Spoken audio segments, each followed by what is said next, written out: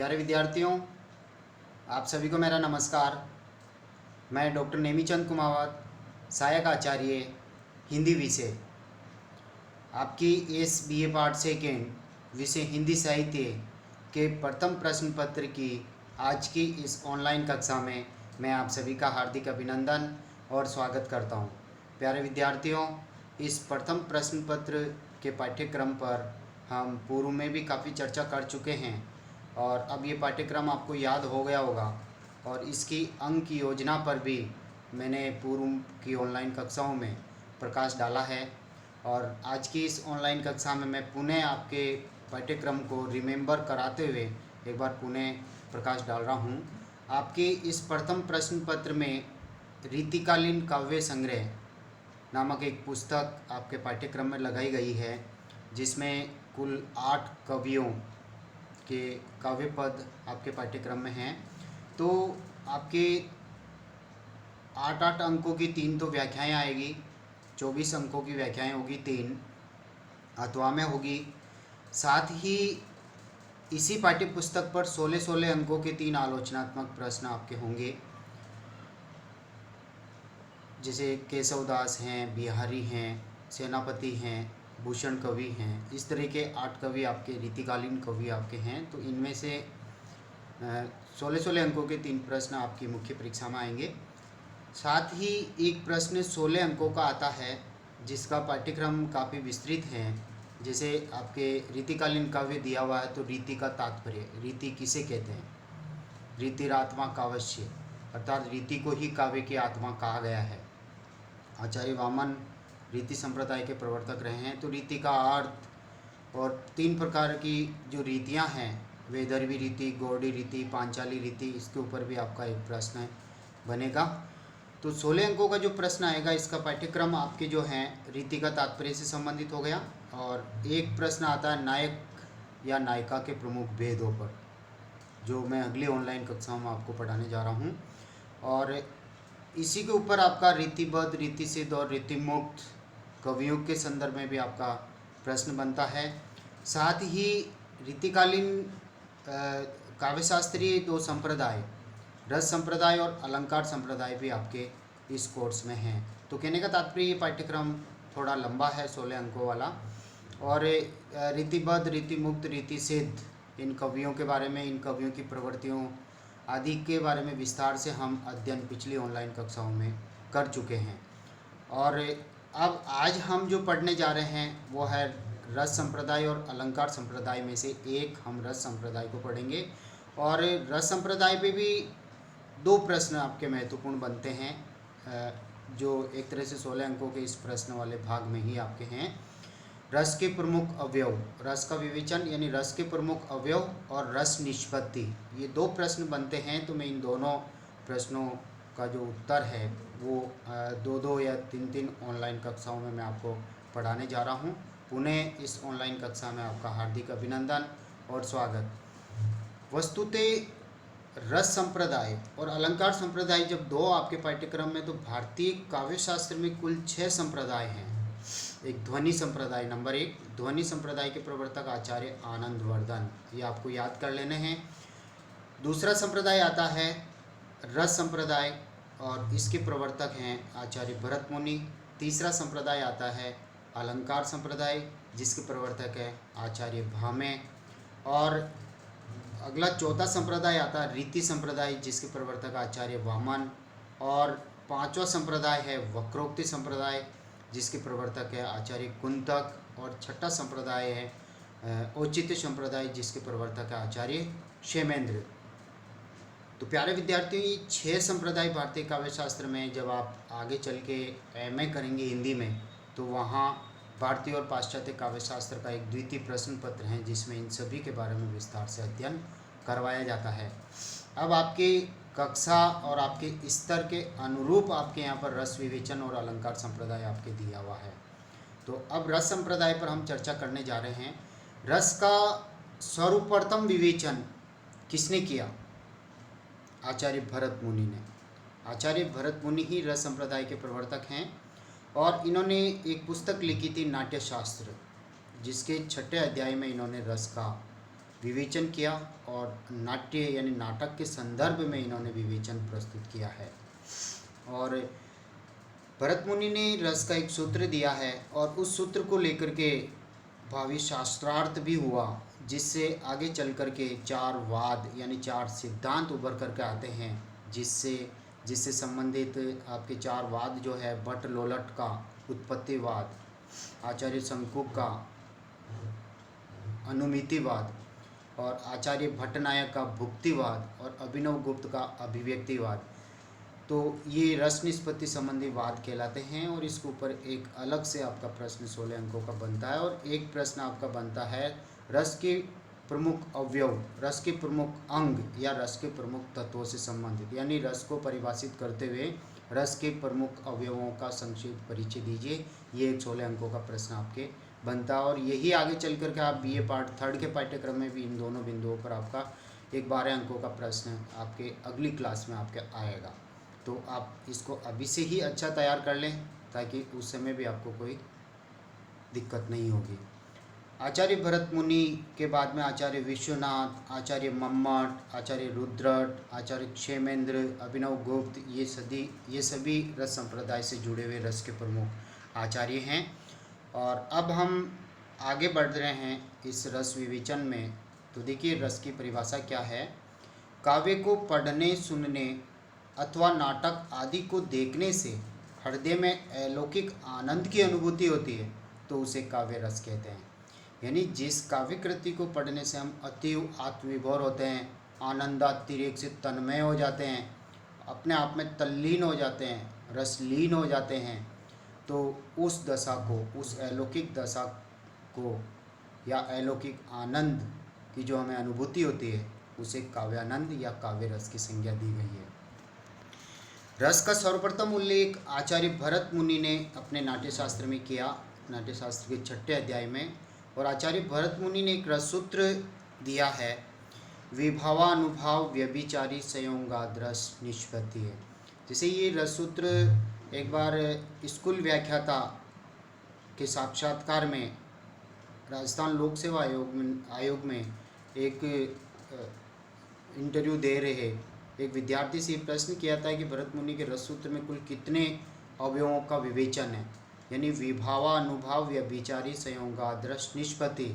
तो उस विद्यार्थी ने उत्तर दिया 4 अंग मौजूद है इस सूत्र में। जबकि प्यारे विद्यार्थियों आप ध्यान दीजिए, इसमें 3 ही है, विभावानुभाव यानी विभाव और अनुभाव, और व्यभिचारी यानी जिसे संचारी भाव कहते हैं। तो ये 3 ही का विवेचन इस रस सूत्र में। चौथे की तो उन्होंने चर्चा की थी कि मनुष्य के हृदय में रहने वाला स्थायी भाव ही विभाव, अनुभाव और संचारी भावों के संयोग से रस निष्पत्ति को प्राप्त होता है। तो आप ध्यान दें, रस के प्रमुख 4 अवयव हैं जिसमें 3 का विवेचन इसमें मौजूद है। अर्थात विभाव, अनुभाव और संचारी भावों के संयोग से रस की निष्पत्ति होती है, अर्थात रस बनता है, नवीन स्वरूप को स्थायी भाव प्राप्त कर लेता है। तो रस के प्रमुख अंग 4 ही हैं, स्थायी भाव, विभाव, अनुभाव और संचारी भाव। प्यारे विद्यार्थियों, स्थायी भाव मनुष्य के हृदय में ही स्थायी रूप से मौजूद रहते हैं। जब इस पृथ्वी पर उसका जन्म हुआ तभी से ही संस्कार रूप में उन भावों को विधाता ने उसके हृदय में संजो दिया है। और विभाव जिस विषय, वस्तु या पात्र आदि की जो चर्चा करते हैं वो विभाव कहलाते हैं। आलंबन विभाव और उद्दीपन विभाव, इसके 2 प्रकार हैं।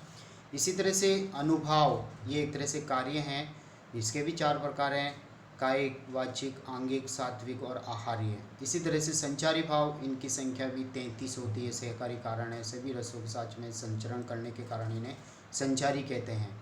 तो इनकी संख्या 33 है। और स्थायी भाव वस्तुतः 8 ही माने गए हैं। और आचार्य भामे ने शांत रस को 9वां रस और निर्वेद को 9वां स्थायी भाव माना है। और बाद में आगे चल करके जैसे भक्ति काल के जो कवि हैं, जैसे सूरदास जी हैं, तुलसीदास जी हैं, इनकी भक्ति भावनाओं, कबीर हैं, इनकी भक्ति भावनाओं को देख करके एक भक्ति रस और स्थायी भाव भगवत विषयक रति को भी 10वें रस के रूप में मान्यता दी गई है। और सूरदास भक्ति काल की कृष्ण भक्त काव्यधारा के अष्टछापी कवि सूरदास जी के वात्सल्य वर्णन को देख करके 11वें रस के रूप में वात्सल्य रस और पुत्र विषयक प्रेम वत्सल रत्ती को 11वां स्थायी भाव माना गया है। तो प्यारे विद्यार्थियों, आपके जब प्रश्न आता है कि रस के प्रमुख अवयवों का परिचय दीजिए, तो 4 अवयव हैं, 4 अंग हैं, जिन्हें स्थायी भाव, विभाव, अनुभाव और संचारी भाव कहते हैं। अब हम आगे बढ़ते हैं। भरत मुनि के अनुसार जिस प्रकार नाना प्रकार के व्यंजनों, औषधियों एवं द्रव्य पदार्थों के मिश्रण से भोज्य रस की निष्पत्ति होती है, यानी भोजन रस बनता है, उसी प्रकार नाना प्रकार के भावों के संयोग से स्थायी भाव भी नाट्य रस को प्राप्त हो जाते हैं। भरत मुनि ने जो संस्कृत में जो परिभाषा दी थी, उसका यहाँ पर हिंदी अनुवाद है कि जिस तरह से हम भोजन बनाते हैं, तो जैसे सब्जी बनाते हैं तो उसमें एक मूल तत्व होगा जिस आधार पर उस सब्जी का नाम होता है। जैसे दाल है तो दाल किसकी, इसी तरह से कोई सब्जी है तो गोभी है, भिंडी है, बैंगन है, तो एक तरह से वो स्थायी भाव है।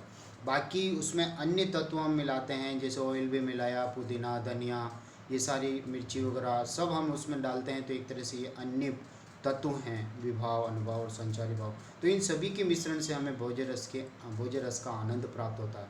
उसी तरह से मनुष्य के हृदय में रहने वाला स्थायी भाव भी विभाव, अनुभाव और संचारी भावों के संयोग से रस की ओर परिणत होता है, रस में बदल जाता है।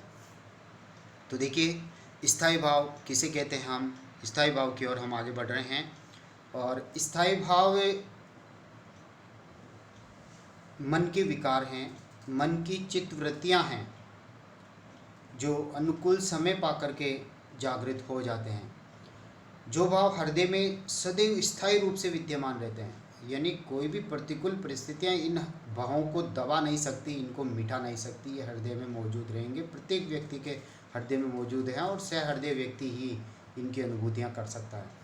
ये पूर्व संस्कार रूप में, यानी पूर्व संस्कार का तात्पर्य विधाता ने जन्म देने के साथ ही इन भावों का संस्कार कर दिया है, मनुष्य के हृदय में संजो दिया है, या वासना रूप में, वासना का तात्पर्य गंध, जैसे भगवान को हम भोग लगाते हैं तो वो वासना के भूखे होते हैं, यानी मिठाई रखते हैं तो उसकी गंध से ही उनकी उदर पूर्ति हो जाती है। तो ये गंध रूप होते हैं, आभास पाने मात्र से ये हृदय में जागृत हो जाते हैं।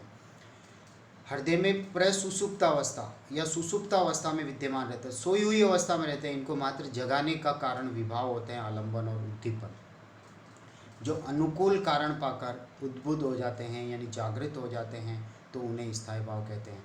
यानी स्थायी भाव का सीधा सीधा तात्पर्य है कि मनुष्य के हृदय में जो भाव स्थायी रूप से विद्यमान रहते हैं, इन्हें मन की चित्तवृत्तियाँ या मन के विकार कहा जाता है। ये पूर्व संस्कार या सुसुप्त अवस्था में वासना रूप में मनुष्य के हृदय में सदैव विद्यमान रहते हैं, अनुकूल कारणों को पाकर के ये जागृत होते हैं। और स्थायी भाव जो हैं वो 10 हैं। और मैंने एक और बताया था, स्थायी भावों की संख्या वर्तमान में 11 हो गई है, और इनसे बनने वाले रसों की संख्या भी 11 हैं। देखिए यहाँ पर जो प्रथम रूप में दिया हुआ है वो यहाँ पर रत्ती स्थायी भाव हैं और रस का नाम है श्रृंगार। इसी तरह से उत्साह स्थायी भाव, रस का नाम वीर रस। क्रोध स्थायी भाव, रस का नाम रौद्र। जुगुप्सा स्थायी भाव, रस का नाम है विभत्स रस। और इसी तरह से विस्मय स्थायी भाव और रस का नाम है अद्भुत रस। निर्वेद स्थायी भाव, रस का नाम है शांत रस। हास स्थायी भाव और हास्य रस। इसी तरह से भय स्थायी भाव, भयानक रस। शोक स्थायी भाव, करुण रस। संतान विषयक रसी, वात्सल्य रस। और भगवत विषयक रति, भक्ति रस। ये 11 स्थायी भाव और 11 ही रसों के नाम हैं। अब हम एक एक के बारे में हल्का सा यहाँ पर परिचय प्राप्त कर रहे हैं। रति का अर्थ है अनुरक्ति, प्रीति या आकर्षण, यानी स्त्री पुरुष के परस्पर अनुराग या आसक्ति को रति कहा जाता है। ये श्रृंगार रस का स्थायी भाव है। दूसरा स्थायी भाव हास्य यानी हास्य, हंसी, जहाँ पर हंसी का जो मूल कारण है, हंसी जहाँ पैदा होती है, हंसी जहाँ जन्म ले लेती है। जैसे विकृत वेशभूषा, बिगड़ी हुई वेशभूषा पहना हुआ कोई व्यक्ति, उसकी भाषा, उसकी चेष्टाएं, हाव भाव, उसका आकार आदि को देखने से चित्त में जो विकास होता है उसे हास कहते हैं, और इससे हास्य रस निष्पन्न होता है। शोक स्थायी भाव, शोक यानी दुख, कष्ट, पीड़ा, यानी अपनी कोई इष्ट वस्तु या इष्ट व्यक्ति के संकट को देखकर या उसके विनाश को देख कर के चित्त में यानी मन में जो व्याकुलता पैदा होती है उसे शोक कहते हैं, और ये करुण रस का स्थायी भाव है। इसी तरह से क्रोध स्थायी भाव, जैसे क्रोध गुस्सा कब आता है, जैसे शत्रु के द्वारा किया गया कोई अपराध या कोई वो विवाद करता है या उत्तेजनापूर्ण वो हमारा अपमान करता है या कटु वचन कहता है आदि से उत्पन्न हुए मनोविकार को क्रोध कहते हैं। हमें तुरंत गुस्सा आ जाता है, भुजाएं फड़कने लग जाती है, चेहरा लाल हो जाता है, आंखें लाल हो जाती है, ये रौद्र रस का स्थायी भाव है। अगला पांचवा है भय स्थायी भाव। जिसे भय कब उत्पन्न होता है, जैसे किसी भीषण वस्तु या डरावने दृश्य को देख करके चित्त में जो विकलता उत्पन्न होती है उसे भय कहा जाता है, और ये भयानक रस का स्थायी भाव है। उत्साह स्थायी भाव, जैसे उत्साह कब पैदा होता है, दान करते हैं, धर्म करते हैं, शौर्य आदि के प्रसंग में उत्तरोत्तर उत्पन्न होने वाले भाव को उत्साह कहते हैं, और ये वीर रस का स्थायी भाव है। जुगुप्सा यानी घृणा, जुगुप्सा का अर्थ घृणा उत्पन्न करने वाली, जैसे कहीं मच्छर भिन भिना रहे हैं, कहीं गंदगी भरी हुई है तो हम छी छी करते हुए थू करते हुए आगे बढ़ते होते, ऐसा जो भाव उत्पन्न होने वाला है वहाँ पर विभत्स रस जन्म लेता है। जैसे किसी घृणोत्पादक वस्तु को देखने, सुनने अथवा स्मरण करने से चित्त में यानी मन में जो भाव उदित होता है उसे जुगुप्सा कहते हैं, और ये विभत्स रस का स्थायी भाव है। आठवां जो है वो है विस्मय, आश्चर्य का आभास कराने वाली अद्वितीय वस्तु को देखने से उत्पन्न मनोविकार को विस्मय कहते हैं। ये अद्भुत रस का स्थायी भाव है। यानी विस्मय का तात्पर्य, जैसे कि कृष्ण बचपन में मिट्टी खाते थे, गोपियाँ उनकी शिकायत करती थी माँ यशोदा से, तो एक बार कृष्ण ने मना कर दिया मैंने मिट्टी नहीं खाई है, तो माँ कहती मुंह खोल के बता। तो जैसे कृष्ण मुख खोलते हैं तो उसमें अखिल ब्रह्मांड नजर आता है, और माँ आश्चर्यचकित होकर के विस्फारित नयनों से देखते ही रह जाती है कि मेरे लाल के मुख में ये क्या हो गया। तो वहाँ पर विस्मय जन्म लेता है। अगला है निर्वेद, शांत रस का स्थायी भाव है। ये संसार की क्षण भ्रमगुरता कि संसार तो नष्ट होने वाला है, संसार की दुखमयता या वैराग्य जहाँ उत्पन्न होता है, विरक्ति जहाँ उत्पन्न होती है, आदि से उत्पन्न विरक्ति को निर्वेद कहते हैं। ये शांत रस का स्थायी भाव है, और भक्त कवियों कबीर आदि में ये शांत रस मौजूद हैं। और अगला 10वां है वत्सल रस, वत्सल स्थायी भाव, और वात्सल्य रस का ये स्थायी भाव है। पुत्र, अनुज यानी छोटे भाई, माता का पुत्र के प्रति प्रेम आदि के प्रति जो स्नेह भाव, सद्भाव बड़ों के हृदय में होता है उसे वत्सल कहते हैं, और यह वात्सल्य रस का स्थायी भाव है। और 11वां जो है वो है भगवत विषयक रति, और रस का नाम है भक्ति रस, यानी इष्ट के प्रति प्रेम, स्नेह आदि का जो भाव भक्तों के हृदय में पैदा होता है उसे भक्ति रस कहते हैं, और उसका स्थायी भाव है भगवत विषयक रति यानी ईश्वर के प्रति प्रेम। तो इन 11 रसों में श्रृंगार रस को रसराज माना गया है। तो प्यारे विद्यार्थियों, आज की इस ऑनलाइन कक्षा को हम यहीं समाप्त कर रहे हैं। अगली जो ऑनलाइन कक्षा होगी वो रस के बचे हुए 3 प्रमुख अंग विभाव, अनुभव और संचारी भावों पर केंद्रित होगी। और प्यारे विद्यार्थियों, आपसे विनम्र अनुरोध है कि ये वीडियोज जो है आपके अपने महाविद्यालय की यूट्यूब चैनल पर अपलोड किए जा रहे हैं, जिन्हें आप सब्सक्राइब करें, आप लाइक करें, आप उनको देखें, वहाँ से आप पढ़ें। साथ ही इनके PDF नोट्स बना करके हम व्हाट्सएप ग्रुप में शेयर कर रहे हैं, वहाँ से भी आप इनको अच्छी तरह से पढ़ें और अच्छे से अच्छे अंक लाएं।